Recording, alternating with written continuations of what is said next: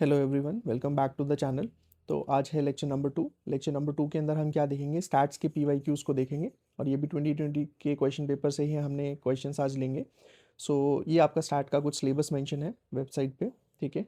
तो इसको हम डिटेल में करेंगे भी, और इसके साथ हम हमारे जो पीवाईक्यूज़ हैं उनको भी देखेंगे। तो अब ये जो आपके पीवाईक्यूज़ हैं ना, ये आपके दो टाइप के हैं, ठीक है। कौन कौन से? एक तो आपके कॉन्सेप्ट बेस्ड है और एक आपके जनरल एबिलिटी से क्वेश्चन सॉल्व हो जाएंगे। तो कॉन्सेप्ट वाले में क्या है, जैसे आपका स्टैंडर्ड डेविएशन हो गया, वेरिएंस यूज़ हो रहा है, या मीन मीडियन मोड यूज़ हो रहा है, ठीक है। तो इस टाइप का क्वेश्चंस हैं। और दूसरे आपके जनरल एबिलिटी से, जिसमें आपको कोई भी एक स्पेसिफिक फॉर्मूला या कॉन्सेप्ट समझने की ज़रूरत नहीं है।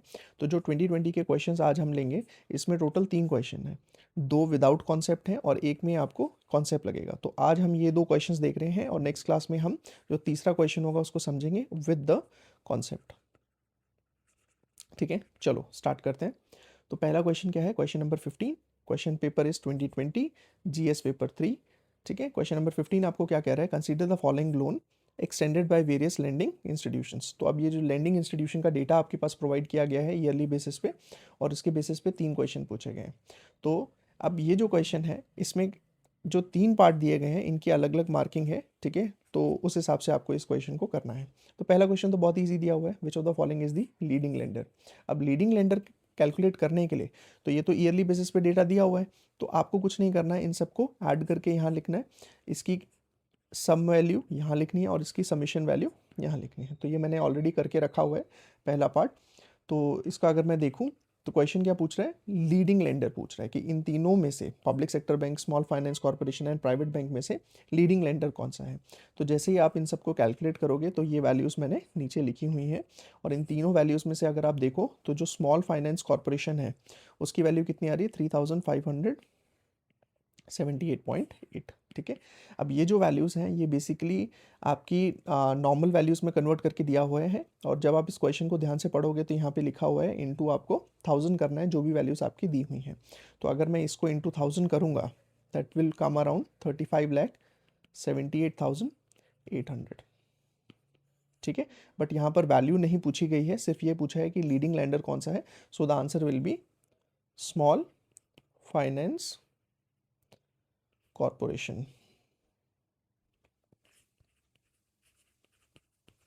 ठीक है। ये इसका आंसर हो जाएगा, ठीक है। बहुत इजी क्वेश्चन था। Let's move to the second part. Second part में क्या बोल रहा है? Percentage of lending by private sector in 1997 1998, ठीक है। अब ये जो क्वेश्चन है, इसमें आपको समझना क्या है? समझना आपको ये है कि यहाँ पर सिर्फ एक ही साल की बात की गई है, यानी कि इस साल की, ठीक है। और इसमें से भी क्वेश्चन आपसे क्या पूछ रहा है? क्वेश्चन आपसे ये पूछ रहा है कि percentage of lending by private sector bank, ठीक है। अब पहले तो हम ये देख लेते हैं कि 1997 98 के अंदर टोटल लेंडिंग कितनी हुई है। तो पहले हम ये देख लेते हैं कि टोटल लेंडिंग है कितनी, ठीक है। तो टोटल लेंडिंग निकालने के लिए हम कुछ नहीं करेंगे, जस्ट सारी वैल्यूज़ को ऐड कर देंगे। कौन कौन सी? 416.4 प्लस 1067.4 प्लस 686.8, ठीक है। जैसे ही आप इन सबको ऐड करोगे, ये वैल्यू कितनी आ जाएगी? यहाँ पर मैंने ऑलरेडी लिखी हुई है, दैट इज़ 2170.6, ठीक है। अब ये वैल्यू आ गई। अब इसमें से अगर मैं देखूँ, क्वेश्चन पूछा गया है प्राइवेट सेक्टर बैंक से रिलेटेड। तो जो प्राइवेट बैंक है, उन्होंने कितनी लैंडिंग करी है? 686.8, ठीक है। अब आपसे पूछ रहा है कि जो प्राइवेट सेक्टर बैंक ने लैंडिंग करी है, ठीक है, जो उधार दिया है, जो लोन दिया है, वो कितने परसेंट है। तो सिंपल आप परसेंटेज का फॉर्मूला लगा दोगे, क्या आंसर आ जाएगा? प्राइवेट बैंक की जो परसेंटेज है, वो कैलकुलेट करने के लिए आप क्या करोगे? प्राइवेट बैंक की वैल्यू को लिखोगे, अपॉन टोटल लिखोगे, इंटू 100 कर दोगे, ठीक है। ऐसी तो परसेंटेज निकालते हैं, ठीक है। तो इसको जैसे ही आप कैलकुलेट करोगे, it will come around 31.63%। Now the question is कि बहुत सारे बच्चों को डाउट होगा कि इसको हमें 1000 से मल्टीप्लाई करना है, नहीं करना है। The answer is no need, कोई ज़रूरत नहीं है। उसका रीज़न क्या है कि यहाँ पे परसेंटेज पूछा है, तो जब आप 1000 से मल्टीप्लाई करो नहीं करो, आंसर विल बी सेम, ठीक है। उससे कोई भी फ़र्क नहीं पड़ने वाला है। तो कोई ज़रूरत नहीं है कि अपनी कैलकुलेशन को और ज़्यादा कॉम्प्लिकेट करने की, ठीक है। तो ये वाला क्वेश्चन भी हमारा कंप्लीट हो गया। तो I just want to tell you कि ये क्वेश्चंस ना इतने इजी हैं, और ये वाले क्वेश्चंस के ऊपर बिल्कुल भी आपको सोचना नहीं है। नॉर्मल आपका अर्थमेटिक लगा के ये क्वेश्चंस को कर देना है, ठीक है। और ये इजी नंबर्स हैं, और ये मैं क्यों कह रहा हूँ, बिकॉज जो आपका स्टैट्स है ना, ये अप्रॉक्सीमेटली 40 to 50 मार्क्स का आपके पेपर में आने वाला है। ठीक है, मूव करते हैं थर्ड क्वेश्चन के ऊपर। सो इसका जो थर्ड पार्ट है वो क्या कह रहा है, इफ़ द टोटल लोन, ठीक है, एक्सटेंडेड इन द मार्केट। अब देखो यहाँ पर एक चीज़ आपको समझनी है, यहाँ पर बोला हुआ है total loan extended in the market. ठीक है, इन 3 बैंक्स के द्वारा नहीं बोला गया, टोटल लोन बोला गया। तो जो टोटल लोन है कितना दिया हुआ है, 1 करोड़।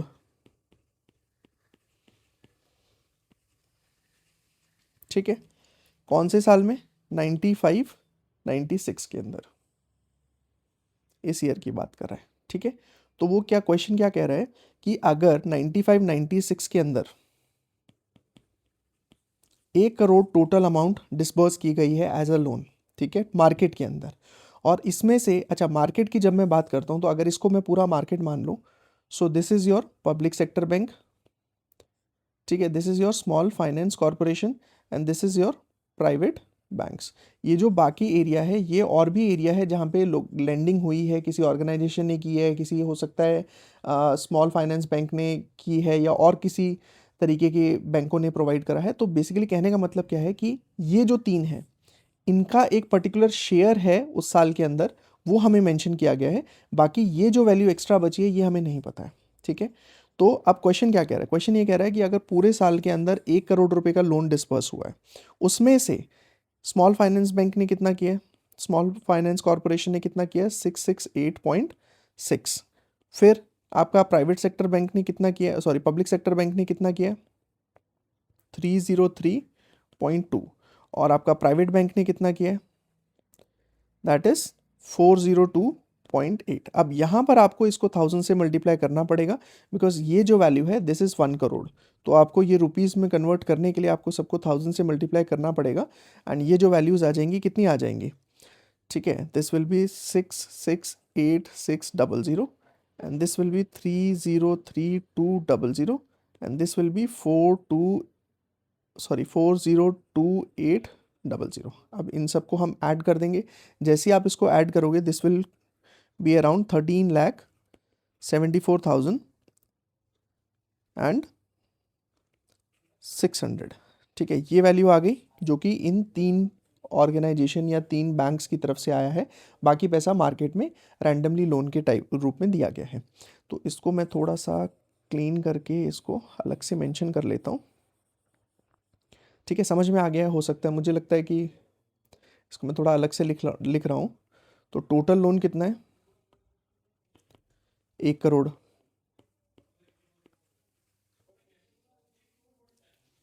ठीक है, और इस 1 करोड़ में से अगर मैं इन 3 ऑर्गेनाइजेशंस की बात करूं या बैंक्स की बात करूं तो इन्होंने कितना दिया है, 13,74,600।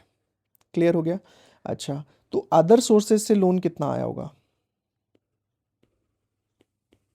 तो अगर मैं अदर सोर्सेज से बात करूं तो इसको 1 CR में से माइनस कर दो, 1 CR माइनस 13,74,600। ठीक है, ये कितना आ जाएगा, 86,25,400। तो अब पूछा क्या गया है, क्वेश्चन आपसे ये पूछा गया है, what percentage of loan is extended by the sources other than the above mention 3 sources. यानी कि अदर सोर्सेज से जो अमाउंट डिसबर्स हुई है एज अ लोन, ठीक है, ये कितना परसेंटेज है वो आपसे क्वेश्चन में पूछा गया। तो देखो अदर सोर्सेज वही सिंपल जो हमने पहले पार्ट में किया था वही हम यहाँ करेंगे। ठीक है, तो यहाँ क्या करेंगे, अदर सोर्सेज से कितना आया है, 86,25,400। ठीक है, अब डिवाइडेड बाय 1 करोड़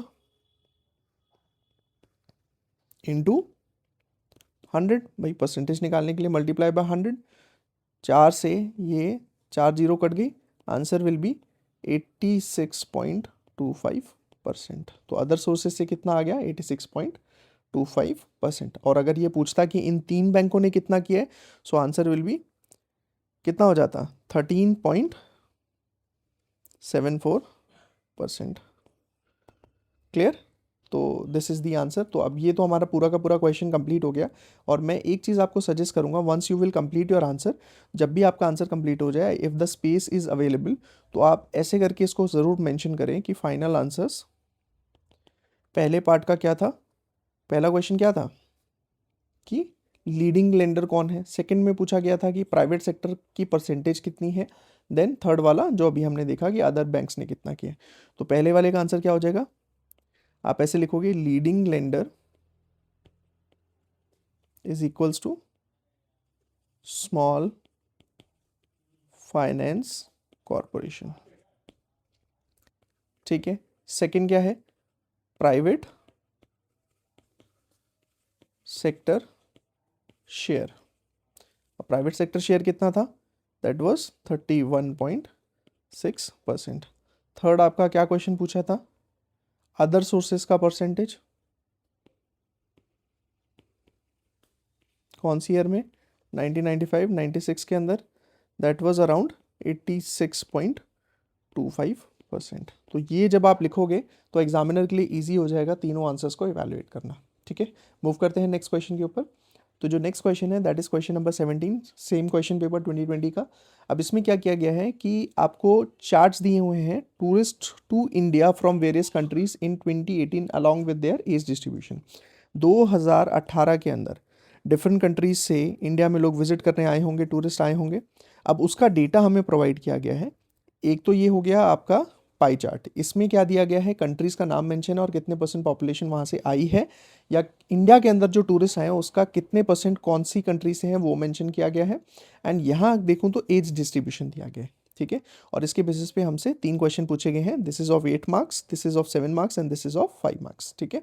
तो चलो इसको भी सॉल्व कर लेते हैं। तो जो पहला पार्ट है वो क्या कह रहा है, if the per capita expenditure of tourist of USA, UK, China is 6,000, 5,000 and 4,000 respectively, और टोटल जो आपकी टूरिस्ट हैं वो कितने आए हैं, 64 लाख, ठीक है। कौन सी ईयर में, 2018। अब ये क्वेश्चन क्या पूछ रहा है, क्वेश्चन ये पूछ रहा है कि total spending of tourist of these countries, कि ये तो भाई आपको बता दिया कि अगर यूएसए से एक बंदा अगर इंडिया आ रहा है तो उसने 6,000 रुपये खर्च किया, अगर यूके से आ रहा है तो उसने कितना स्पेंड किया है, एक बंदा अगर आ रहा है तो उसने 5,000 स्पेंड किया है, और अगर चाइना से आ रहा है तो उसने कितना स्पेंड किया है एक बंदे ने, दैट इज़ 4,000। अच्छा, और टोटल इन 3 कंट्री से कितने लोग आए हैं, 64 लाख पीपल। बट हमें ये नहीं पता कि कौन सी कंट्री से कितने लोग आए हैं, ठीक है। उस हिसाब से हम इसको कैलकुलेट कर पाएंगे। तो क्वेश्चन क्या कह रहा है, क्वेश्चन ये कह रहा है कि ये जो 64 लाख लोग आए हैं इन्होंने टोटल कितना खर्चा किया है, ठीक है। अब इसको कैलकुलेट कैसे करेंगे, लेट अस सपोज हम ये मान लें कि यूएसए से एक्स नंबर ऑफ पीपल आए, ठीक है, यूके से वाई नंबर ऑफ पीपल आए, चाइना से जेड नंबर ऑफ पीपल आए। तो अगर यूके से एक्स लोग आए उसको अगर हम 6,000 से मल्टीप्लाई कर दें तो हमारे पास ये पता चल जाएगा कि यूएसए के लोगों ने कितना खर्चा किया है।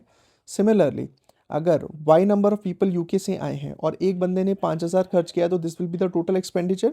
सिमिलरली चाइना के साथ निकालने के लिए जेड इंटू 4,000, जब आप इन सबको ऐड कर दोगे this will give you the total expenditure. I hope so आपको क्वेश्चन समझ में आ गया होगा। क्वेश्चन में आपको ये दिया हुआ है कि जो कंट्रीज़ हैं इन 3 कंट्रीज़ में से टोटल 64 लाख लोग जो हैं वो एज अ टूरिस्ट इंडिया के अंदर आए हैं। अब ये जो टूरिस्ट आए हैं इन लोगों ने जो एक्सपेंडिचर किया, अगर कोई यूएसए से आया है तो उसने 6,000 खर्च किया है एवरेज, ऑन एन एवरेज, ठीक है। यूके वाले ने 5,000 और चाइना वाले ने 4,000, ठीक है। अच्छा, अब हमें कैलकुलेट कैसे करना है कि टोटल वैल्यू कैसे आएगी उसको हम देख लेते हैं। देखो, इसको करने के लिए आप एक चीज़ समझो कि अगर मैं इस पाई चार्ट को देखूं तो यूएसए, यूके और चाइना, इनकी अगर मैं टोटल पॉपुलेशन जो इंडिया के अंदर एज अ टूरिस्ट 2018 में आई वो कितनी थी, 22% प्लस 18% प्लस 15%, यानी कि टोटल हो गया 55%, ठीक है। 40 प्लस 15 इज 55%। तो यानी कि ये 55% पॉपुलेशन इन 2018, ठीक है, ये कितनी थी, 64 लाख। भाई ये तो हमें वैल्यू क्वेश्चन के अंदर गिवन है ना कि 64 लाख 2018 में आए थे और 55% इनकी पॉपुलेशन थी टोटल में से। यानी कि अगर मैं 1% निकालूं तो 1% कितना आ जाएगा, 64 lakh divided by 55, as easy as that कि भाई 55% की जो वैल्यू है वो इतनी है तो 1% की वैल्यू इतनी हो गई। अब हमें क्या करना है, अब हमें क्या एक सिंपल सी चीज़ करनी है कि 1% की वैल्यू हमारे पास है, ठीक है। तो हम क्या करेंगे, तीनों कंट्रीज़ के लिए अलग अलग निकाल लेंगे। यूएसए की कितनी पॉपुलेशन थी? 22%, ठीक है। देन यूके की कितनी थी? That was around 18%। और चाइना की कितनी थी? That was 15%। तो अब हम क्या करेंगे, ये जो 22% है, तो 1% की वैल्यू आपके पास कितनी थी? 1% was equals to 64 lakh divided by 55, ठीक है। तो 22% की कितनी हो जाएगी? 22 into 64 lakh divided by 55। Similarly इसके लिए भी कर देंगे 18 इंटू 64 लाख डिवाइडेड बाय 55। और इसके लिए भी हम कर देंगे 15 इंटू 64 लाख डिवाइडेड बाय 55।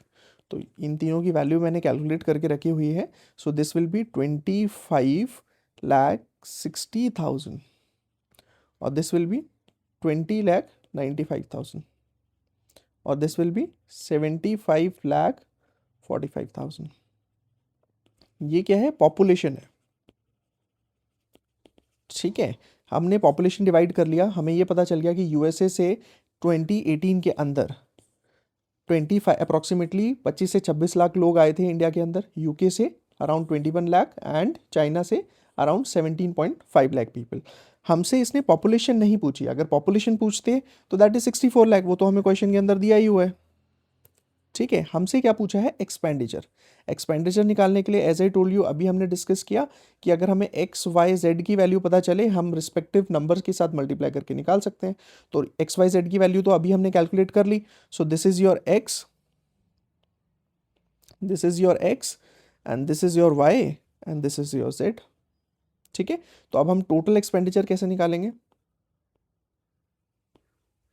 ठीक है, this will be equals to 2560,000 into USA का कितना था on an average? That was 6,000 per head. फिर 20,95,000 इंटू 5,000 प्लस 17,45,000 इंटू 4,000। और ये जो वैल्यू है this will be equal to, इसकी वैल्यू कैलकुलेट करोगे दिस विल बी 1,536 करोड़, ठीक है। इसको कैलकुलेट करोगे ये आ जाएगा आपका 1,047.5 करोड़। और इसकी वैल्यू कैलकुलेट करोगे तो ये आ जाएगा 698 करोड़। अब इन तीनों को ऐड कर दोगे दैट विल बी अराउंड 3281.5, यानी कि 3281.5 करोड़ रुपए आपका टोटल एक्सपेंडिचर है, ठीक है। आई नो थोड़ा सा कैलकुलेशन यहाँ पर है आपकी, बट इसको भी देखो करने का तरीका है। कोशिश करो कि इस वैल्यू को आप वहीं पे यहाँ पे सॉल्व ना करो। इसका रीज़न है इसको सॉल्व नहीं करने का। उसका रीज़न क्या है? फॉर एग्जांपल मैं आपको ये कैलकुलेशन करके दिखाता हूँ, आपको समझ में आएगा। जैसे कि अगर मैं यूएसए का कैलकुलेट करके दिखाऊँ, ठीक है। तो यूएसए का कितना था? 22 इंटू 64 लाख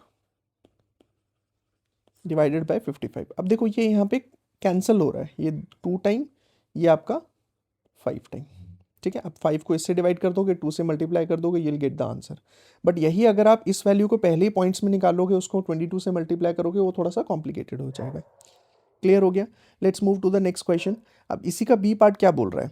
बी पार्ट आपसे ये बोल रहा है कि रीजन वाइज अब यहाँ पर क्या कितनी वैल्यू दी हुई है आपकी? 32 लाख, ठीक है। तो अब ये जो आपकी 32 लाख आपकी पॉपुलेशन दी गई है, ये जो टूरिस्ट हैं that came to India in year 2018 were having age greater than 49 years, then how many tourist came to India from different region as shown in the pie chart. तो हम एक काम करते हैं, पहले तो पाई चार्ट और इसको हटा के आगे ले लेते हैं, कॉपी कर लेते हैं इसको ना, थोड़ा ईजी हो जाएगा। तो इसको पहले हम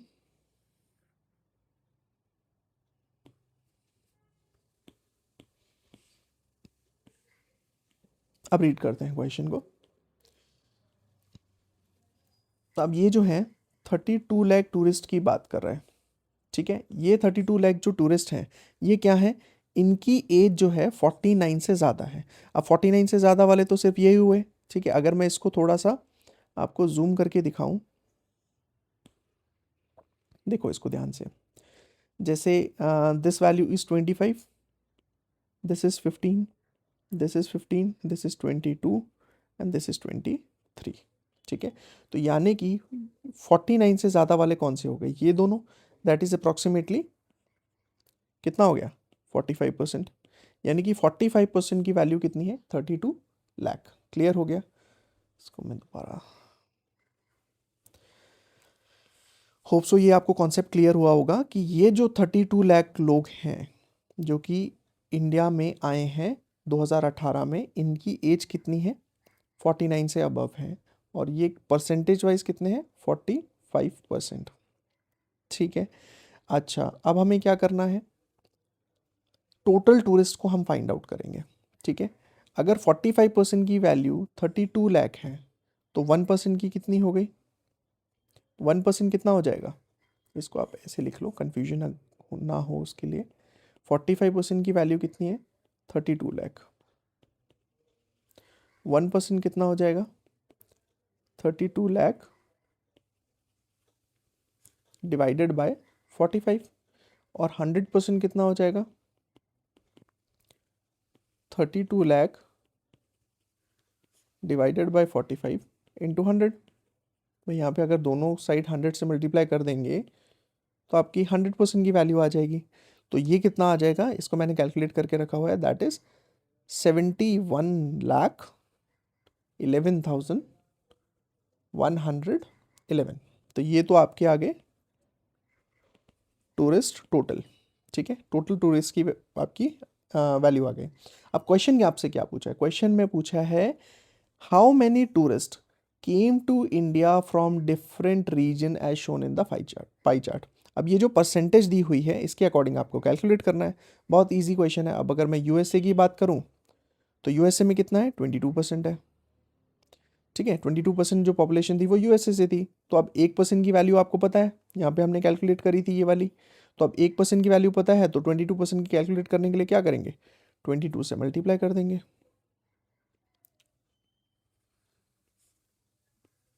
ठीक है, और फिर सिमिलरली आप यूके का कितना हो जाएगा 18%। तो सिमिलरली हम इसको 18 से मल्टीप्लाई कर देंगे, 32 लाख डिवाइडेड बाय 45। फिर आपका आ जाएगा चाइना, चाइना कितना था 15%। तो इसको भी क्या करेंगे 15 into 32 lakh divided bye 45। Next आपका क्या आ जाएगा यूरोपियन यूनियन, यूरोपियन यूनियन की कितनी परसेंटेज थी 20%। तो 20% के लिए क्या करेंगे 20 into 32 lakh divided bye 45। And others की बात करूं तो अदर्स कितना था 25%। तो 25% कैलकुलेट करने के लिए सिमिलर कॉन्सेप्ट को फिर लगाएंगे और ये आपका सॉल्व हो जाएगा। ठीक है, अब मैं इसकी अगर वैल्यूज़ की बात करूं सो यूएसए की कितनी हो जाएगी 15,64,444। यूके की कितनी हो जाएगी 12,80,000। एंड चाइना की कितनी हो जाएगी 10,66,667। एंड यूरोपियन यूनियन की कितनी हो जाएगी 14,22,222। एंड अदर्स की कितनी हो जाएगी 17,77,778। तो ये आपका रीजन वाइज आपके टूरिस्ट आ गए। ठीक है, होप सो ये वाला भी क्वेश्चन आपको क्लियर हो गया होगा। Let's move to the third one. अच्छा, अब इसका सी पार्ट क्या कह रहा है, सी पार्ट कह रहा है if 65 tourist came from China in year 2018। ठीक है, 2018 में अगर 65,000 टूरिस्ट आए थे, ठीक है, then what number of tourist under different age groups came in that year. ठीक है, अब ये तो इन्होंने बता दिया टोटल। ठीक है, अब मैं फिर से वो अपना पाई चार्ट ले आते हैं, एक सेकेंड इसको रब कर लेते हैं।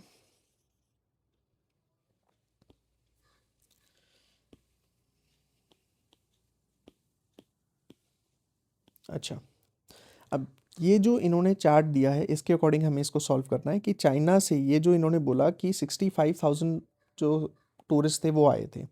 अब ये जो 15% इसकी वैल्यू तो हमें दे दी कि कितनी है 65,000। तो अब ये बोल रहे हैं एज ग्रुप वाइज इसको डिवाइड करके हमें बताओ। ठीक है, अब एज ग्रुप वाइज डिवाइड करने के लिए फिर से वही कॉन्सेप्ट लगेगा। इनकी अगर वैल्यूज़ की बात करूँ तो this is 25, this is 15, this is 15, ये 22 है और ये 23 है। ठीक है, क्लियर हो गया। चलो इसको सॉल्व करते हैं। कोई भी क्वेश्चन अभी तक मुझे ऐसा नहीं लगा कि जो बहुत ज़्यादा डिफ़िकल्ट हो। नो डाउट थोड़ी बहुत कैलकुलेशन ज़रूर है, बट डिफ़िकल्ट नहीं है। ठीक है, चलो स्टार्ट करते हैं। अब जो टूरिस्ट हैं वो कितने हैं?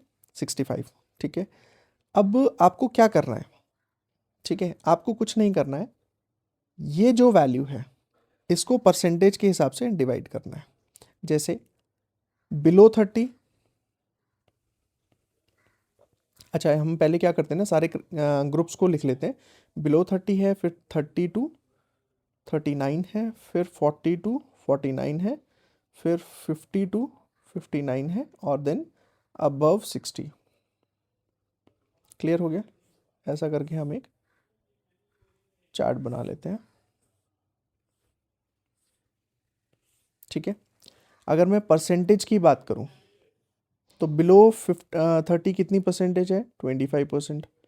एंड इसकी वैल्यू है 15%, 15%, 22% एंड 23%। आपको कुछ नहीं करना है, इसकी परसेंटेज निकाल देनी है। जैसे 65 का 25%। ठीक है, इसको जब कैलकुलेट करोगे यू विल गेट 16,250। सिमिलरली आपको 65,000 का 15% निकालना है। ठीक है, कैसे निकालेंगे? 65,000 इंटू 25% निकालने के लिए 25/100, 100 ये से ज़ीरो कट गई, इन 650 इंटू 25, इसकी वैल्यू कितनी आ जाएगी? 16,250। ठीक है, अच्छा अब 15% की वैल्यू कितनी आ जाएगी? 9750, और ये भी 15% है तो ये भी हो जाएगा 9750। ठीक है, और 22% कितना हो जाएगा? That will be 14,300। ये मैंने कैलकुलेशन करके रखी हुई है आपके लिए। और 23% कितना हो जाएगा? 14,950। अब जब इन सबको टोटल करोगे ना, दिट शुड बी 65,000। तो यहाँ से आप क्रॉस चेक कर सकते हो कि आपने आंसर सही भी निकाला है कि नहीं। ठीक है, तो ये हो गया। So this is it. ये दो क्वेश्चंस थे जो आज हमने डिस्कस करे 2020 के क्वेश्चन पेपर से। तो आपके 3 क्वेश्चंस थे जिसमें से हमने 2 क्वेश्चन डिस्कस कर लिए हैं स्टार्ट्स के, और मुझे नहीं लगता कि ये दोनों क्वेश्चंस बहुत ज़्यादा कॉम्प्लिकेटेड थे। आई होप ये दोनों क्वेश्चंस आपको समझ में आए होंगे। और किसी को अगर कोई भी डाउट है, या कमेंट सेक्शन आप लोगों के लिए ओपन है। और नेक्स्ट क्लास के अंदर हम स्टार्ट के और भी क्वेश्चंस को लेके आएंगे। ठीक है, और स्टार्ट में ना अभी आज जो हमने क्वेश्चन सॉल्व करे वो तो आपकी जनरल अर्थमेटिक्स से या जनरल आपकी जो मैथ्स है उससे आपके हो गए। अब जो हम क्वेश्चन लेके आएंगे ना वो विद कॉन्सेप्ट्स लेके आएंगे। ठीक है, और उसके अंदर हम कॉन्सेप्ट्स को समझेंगे, और किस टाइप के कॉन्सेप्ट्स हैं, जैसा कि मैं आपको बता चुका हूँ, स्टैंडर्ड डेविएशन हो गया, वेरिएंस हो गया, मीन हो गया, मोड हो गया, मीडियन हो गया। तो इस टाइप के जो भी क्वेश्चंस होंगे वो अब हम नेक्स्ट क्लास के अंदर डिस्कस करेंगे। So till then take care, thank you so much.